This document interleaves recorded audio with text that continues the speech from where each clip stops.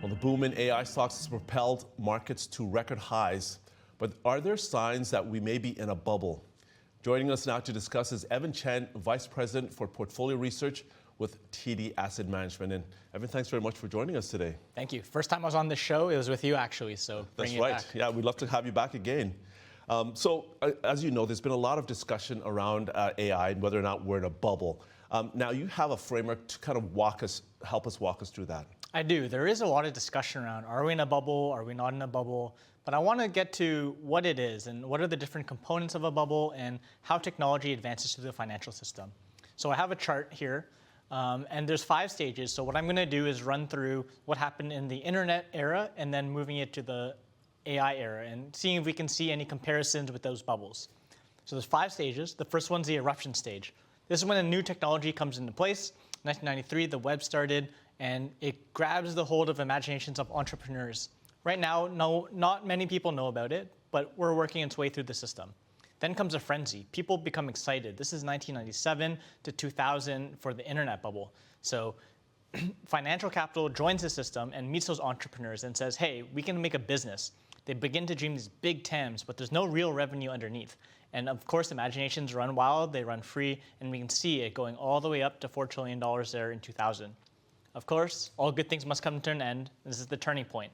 So for me, I just got engaged recently, so it could be my financial turning point, but the bubble bursts here. Mine hopefully won't, but the bubble bursts, and we have a drawdown of financial capital. But what remains is its underlying technology. And in this phase, it's quite long, but what happens is in the background, the real believers, the real entrepreneurs are working on the technology, million and one little details of it, making it make sense. So security, identity, new technologies all come into play here. And all this work is being done, and we get into the synergy phase. So this is the golden era of technology for it. So I like to think of this as the iPhone, of the internet companies, as we finally get use of that technology that we thought of 10, 15 years before. And we can see that the value created from that is multitudes of what happened in the bubble. So they were just early. They weren't completely raw technology. And of course, every technology has to mature, and a new one comes around every 20 to 50 years. All right. So where are we today then? Is the AI in a bubble right now, as people are saying, given all the funding and the announcements we've heard from many of these tech firms? Yeah, so I have a next slide here. So I want to compare where we are today to what we just talked about. So if out of those 5 phases, where do you think we are in AI? Is it eruption, frenzy, synergy? Well, I'm not an expert, but I think we're still in the frenzy phase. I think we're still seeing growth accelerating. The tech advancement's still there. We're seeing a lot of spending on capital, and I don't know if we've really monetized that AI yet, but that's my thought. No, that's a great thought. And this is something that we've been wrestling with as a team as well, is are we in the frenzy phase, are we in the synergy phase? And we took a step back and said, maybe AI here isn't the technology that's being on purview. So what we did was we thought about AI and the technology and the phases that we're in as more cloud computing, so distributed computing. So that started, as we go back to the chart, in 2006, Amazon Web Services started, erupted, is being used, and then we go into 2017, where there's a frenzy, so we can all remember 2021, things were going up like crazy, IPOs at insane valuations, and that burst in 2021. And in that time period, the cloud index actually drew down 75% from 2021 to 2023. Of course, I think now we're in the synergy phase. So the synergy phase is marked by the release of ChatGPT in November 2022. So I think there's a synergy phase of cloud computing and not AI. AI is just one of those technologies that we talked about in the turning point where it gets used and technology gets figured out to really use cloud computing to its full potential. So I think what we're seeing here is early synergy phase. Okay, so it raises the question that if all these real economy companies are spending so much on it, how can we end up spending more? That's true. For the internet companies, right, advertising is maybe 70% online now from 100% 25 years ago. Software budgets are massive in these organizations. Here, maybe a couple of $1 billion. Fortune 500 spends billions and billions of dollars on software every year. So where is the money really going to come from if we're kind of tapped out on all the markets that we could have? Well, I want to posit a thesis that the market that hasn't been tapped yet is our labor. So in the US, labor is about $11 trillion a year. White collar labor is about 7 to 8 of that, so let's just call it 7.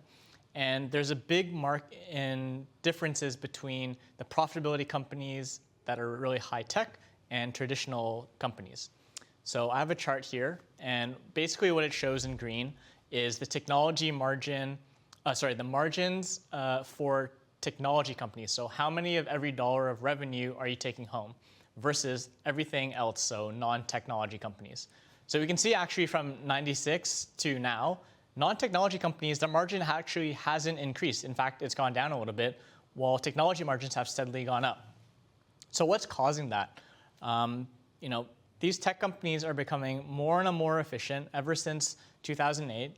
They're getting more and more money for every dollar of revenue. Could be asset-light models, could be more efficient employees, but there's something there. And if you're a CEO at a traditional company, an insurer, a bank, an industrial company, you're sitting there looking at this tech margin and saying, I want that. I want to make 10 cents more for every dollar that I sell. So how are you going to do it?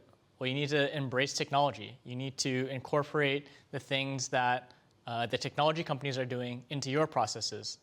And I think there's a lot of low-hanging fruit for the companies to do. So think about a company like Walmart. So many moving parts, logistics, stores, advertising. There's so many surfaces to apply cloud computing, AI to the process and eke out a little bit more margin here or there. Doesn't necessarily mean job losses, but there's room in every single organization to apply automation, to apply things that we didn't think, and I think this will increase margins for everything else. Okay, and when you talk about this technology, it's disruptive innovation. Clearly, it's going to have some implications for society. What do you think those are?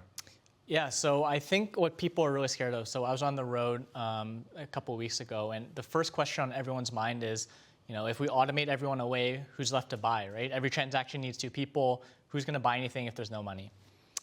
So we all kind of know the bear case that we all get automated away. These AI agents begin to do our jobs. But I want to posit a more positive spin on it, and there's 2 things I want to talk about here.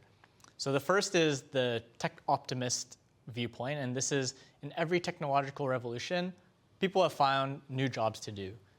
Maybe you're not shoveling coal into a train, but there's something else you can do. You can be the conductor, right? Maybe a better lifestyle for you. And then the second one is what the companies are actually saying. So as of now, most of the big tech companies, Meta, Microsoft, Shopify, they have less employees now than they did in 2019 before the pandemic. So that's an interesting stat. But what's been changing is the tone. So Susan Li, the CFO of Meta, has said on calls that the calculus changes as an employee gets more efficient. What does that mean? Well, maybe at 1.2 times efficiency of a software engineer, you can fire 20% of your engineers. That's a scary thought, right? Firing 20% of the workforce. We just saw Amazon do that recently. But at 2 times efficiency, the calculus changes a little bit. So what that means is you can attack new problems that maybe were insurmountable before with the current workforce. And she said, maybe the calculations and the ROI pencils differently. Maybe we actually have to hire more engineers now because they're so efficient that we can attack way new problems. And an example of the first one, people getting reskilled, is BMW used to hand paint some of their SUVs in Germany. And what they've done is replace them with robots who do the job perfect. But now the robots need maintenance, they need supervision, they need computer skills, they upskill the employee workforce. And I think it works out better for everyone.